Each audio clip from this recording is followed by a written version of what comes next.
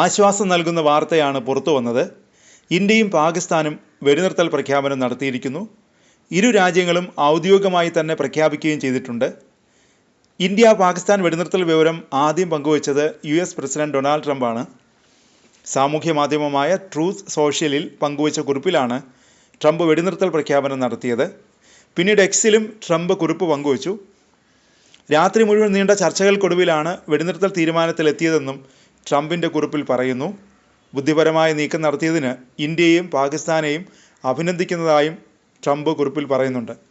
പാകിസ്ഥാൻ്റെ ഡെപ്യൂട്ടി പ്രധാനമന്ത്രിയും വിദേശകാര്യമന്ത്രിയുമായ ഇഷാഖ് ദറാണ് വെടിനിർത്തൽ പ്രഖ്യാപനം പാകിസ്ഥാൻ്റെ ഭാഗത്തു നിന്ന് അറിയിച്ചത്.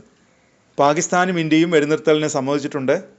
പാകിസ്ഥാൻ രാജ്യത്തിൻ്റെ പരമാധികാരത്തിലും പ്രാദേശിക സമഗ്രതയിലും വിട്ടുവീഴ്ച ചെയ്യാതെ എല്ലായ്പ്പോഴും മേഖലയിലെ സമാധാനത്തിനും സുരക്ഷയ്ക്കും വേണ്ടി പരിശ്രമിച്ചിട്ടുണ്ട്, ധാർ എക്സിൽ കുറിച്ചു. ഇരു രാജ്യങ്ങൾക്കുമിടയിലെ സംഘർഷം അവസാനിപ്പിക്കാൻ അമേരിക്ക മധ്യസ്ഥത വഹിച്ചിട്ടുണ്ടെന്ന പ്രഖ്യാപനം US പ്രസിഡന്റ് ഡൊണാൾഡ് ട്രംപ് നടത്തിയതിന് പിന്നാലെയാണ് പാക് വിദേശകാര്യമന്ത്രിയുടെ വെളിപ്പെടുത്തലും വന്നത്.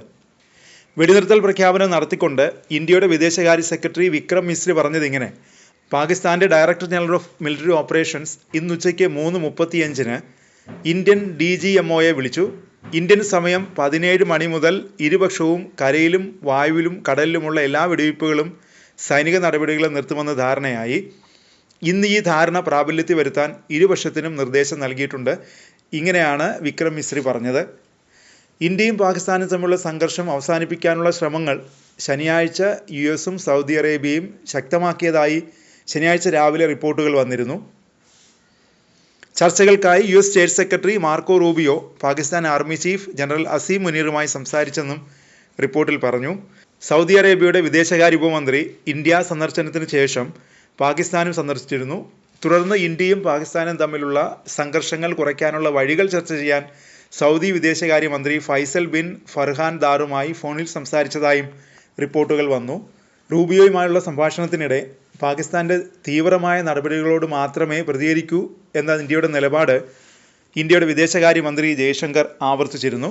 ഇന്ത്യയുടെ സമീപനം എല്ലായ്പ്പോഴും ഉത്തരവാദിത്തമുള്ളതാണ്, അതങ്ങനെ തന്നെ തുടരും. സംഭാഷണത്തിന് ശേഷം സോഷ്യൽ മീഡിയ പോസ്റ്റിൽ ജയശങ്കർ ഇങ്ങനെയാണ് പറഞ്ഞത്: US സ്റ്റേറ്റ് സെക്രട്ടറി മാർക്കോ റൂബിയോയും പാക് സൈനിക മേധാവി അസീം മുനീറുമായി ചർച്ച നടത്തിയതായും റിപ്പോർട്ടുകൾ വന്നിരുന്നു.